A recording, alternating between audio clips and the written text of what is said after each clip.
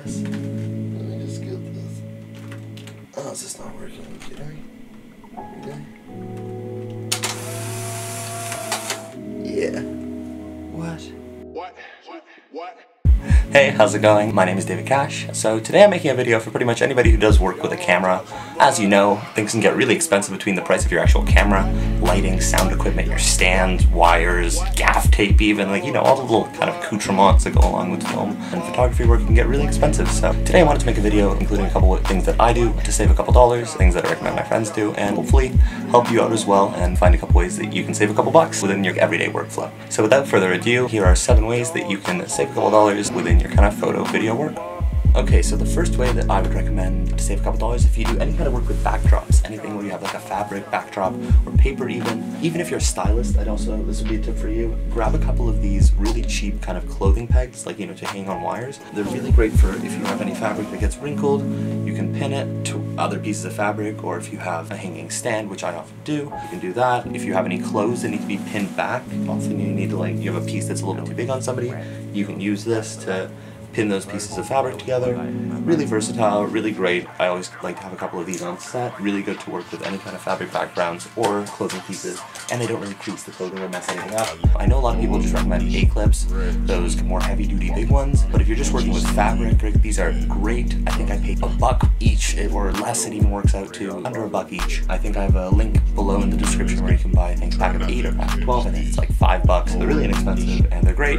I use between 5 and 10 of them. So alternative to this, if you just want to find something around the house, I used hairpins, like these kinds of things. I think I got these at the dollar store ones when I was in a rush and I needed something and I didn't have anything on set. Or even paper clips, like these big kind of industrial ones. They work great. I use them with these kind of fabric backdrops as well. They work, but these kind of clothespins I've found to be my favorite kind of hack. So there's life hack number 1. Okay, so the next thing, there's a lot of people, especially when you're kind of getting into filmmaking, especially videography, they get a lot of kind of like stabilizer envy. You know, you're going to be at an event, you're going to see somebody with a crazy DJI Ronin or some big crazy stabilizer piece that's like this big kind of Steadicam industrial thing. You're going to feel really kind of overwhelmed. You're not going to feel like your camera kind of suits up to it. Relax, that's all kind of a show. I've shot with a lot of that stuff. I've shot with a Ronin on a bunch of music videos and stuff that I've directed, stuff like that. Don't be intimidated by that kind of technology, but ultimately, especially when you're shooting live events where you have to kind of like get in a crowd or something, that's not really the best thing because, you know, those are big pieces of equipment. They're great on set, but I don't really recommend them for events. If you're doing any kind of event, photography, videography, mainly videography I'd say, so when you want to get kind of a stable shot, invest in a cheap monopod. These things can go for as low as $20–30. I linked one in the description. I think it's like $30. I think I bought mine for 40, but like, you know, they're really inexpensive and they can go pretty tall, and kind of like the trick is you get them going really tall and you can go up and above in crowds as long as you have a relatively steady hand. They're totally good, really good kind of practice in filmmaking. So yeah, I'd highly recommend grabbing one of these, whatever stage you are in your career. Just a good thing to have on hand. You can just throw it. I just kind of like throw it in my camera bag. It works. You know, I love having it. You can double-hand it. Use it as kind of a stabilizer when you're moving. When you're at an event with this, you know, you can set up really quickly to do photos. Just a really great versatile piece of equipment. You can use it pretty much anywhere if you're just kind of starting out in video, or if you've even begun and you just want something that's more lightweight, easy, you hate carrying around your fucking man Frodo. Grab a monopod. Highly recommend it. That would be my tip number 2. So tip number 3, if you're one of those people who spends a lot of money on those crazy card cases, for your memory cards for your camera, some of them cost upwards $30, $40, $50. I mean, if you're making a bunch of money with your career, go for it, you know. Invest in whatever you want, but if you're complaining about how much money everything costs and you're investing in your initial kit and you spent $30 on your card kit, you're playing yourself. Congratulations, you played yourself. Your camera comes with a lens cap and body case. They protect the inside of your camera, the inside of your lens. If you're shooting every day and you have a lens attached to your camera, you're not going to be using this, so this is just going to be in your camera bag. So it's a great little storage space. So you can fit, I right now have in it 3 cards and a USB, so there's a lot more space than you'd expect. You can fit a lot of stuff in it. It's especially great for these cards because they're really easy to lose. My camera bag is always a little bit open because it's just kind of a satchel thing, so I'm always worried about losing cards. So I'm definitely happy the moment I started using this trick. It's great. I always have my stuff protected. It's a great little storage space, and if you work any festivals and you want to bring weed in, I've never had this checked, so I'll just say that, you know, it's a great little thing. Definitely recommend this. I sometimes have multiples of them. I definitely have a few others lying around. I couldn't find any others for this video. They might be back home. But yeah, I like having a couple around. They're the best storage space for cards. I've linked in the description where you can buy more of them. I think they come in little packs, or you can get them individually. But yeah, they're super cheap, and one already comes to your camera. So take advantage of this, and that's tip number 3. For tip number 4, this is the only one that I don't actually physically have with me. If you don't want to pay money for a reflector, if you're just starting out and you need something to reflect light, use this trick. Go online. I put a link in the description if you just want to go straight there, and buy a piece of white Bristol board or one of those trifold white displays used for projects in high school. Remember those things? Any kind of like large board that's white. If you take a light and you reflect off a white surface, it really does the same thing as any of those reflectors. I mean, the reflectors will probably do a slightly better job. If I can get this light to turn on. If you take a light and you shine it off a piece of white paper, as you can kind of see here, it will reflect onto it. I guess you can maybe see that on my face with this kind of key light here. This is a great thing. I wouldn't recommend just using this. Try to get something bigger. That's why I kind of recommend the Bristol board with the large piece of paper. But if you want a cheap alternative to buying a reflector, go out and grab a big white piece of Bristol board, and it should be almost as good. Okay, so this is tip number 5. So as you can see right now, I'm shooting with this ring light and this backfill light. But if you don't have a bunch of lights like this and you want an easy alternative, especially something you can use for events, my kind of go-to is this very easy small LED light. You can use batteries, plug it in. You can also grab, for mine, a Sony battery. I don't have one, so I use one of the other two. Right now I have it charging because I want to use it without batteries, but I use the batteries often. And since I'm using my Canon to film, I'll kind of show you on this Fujifilm old camera that I have lying around. It just screws onto pretty much any camera with that top bit.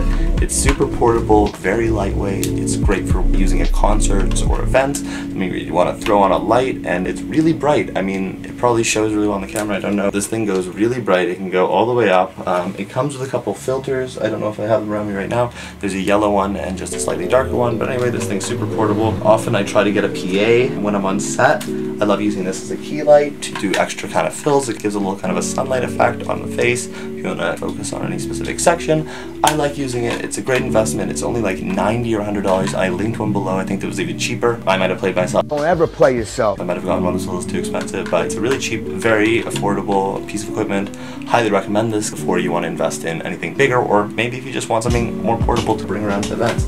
That's tip number 5. Okay, so my next tip is kind of an art direction tip. I like using color blocked objects, and if you hand paint things, it takes a really long time. So what I like doing is going down to Canadian Tire or any kind of like construction place, Home Depot, Lowe's, whatever. Try to get a bulk deal on spray paint. Here's some white and black that I used for a shoot recently. This stuff is great. I mean, it's not that expensive. It's like $7 or $8. Try to find one that has a primer in it already. So you only really have to do one coat. And yeah, no, I mean, like I did this gun recently for a shoot. You can see it's completely gold. If I hand painted this, it would have taken me hours, you know, waiting for everything to dry. This just does it one coat, maybe 2, and yeah, spray paint. Add some art direction into kind of whatever you're doing. That's tip number 6. And then tip number 7. This one's not so much directly involved in the process, but within the business scope of things. If you're doing anything where you require business cards, I'm assuming everybody needs a business card if you want to market your skills. Brochures for events, posters, anything like that. I like to use Vistaprint. This isn't sponsored in any kind of way. Vistaprint is what I use. You can get really, really cheap business cards. I think the last time I got a bunch of deals and it was only $8.99. Look online, find those discount codes. I've linked down below where you can go get Vistaprint, business cards, posters. Don't go into that local place. I know that's what I used to do. That's what a lot of my friends do. You go to that local place kind of near where you're working. You pay like $100, $200 for business cards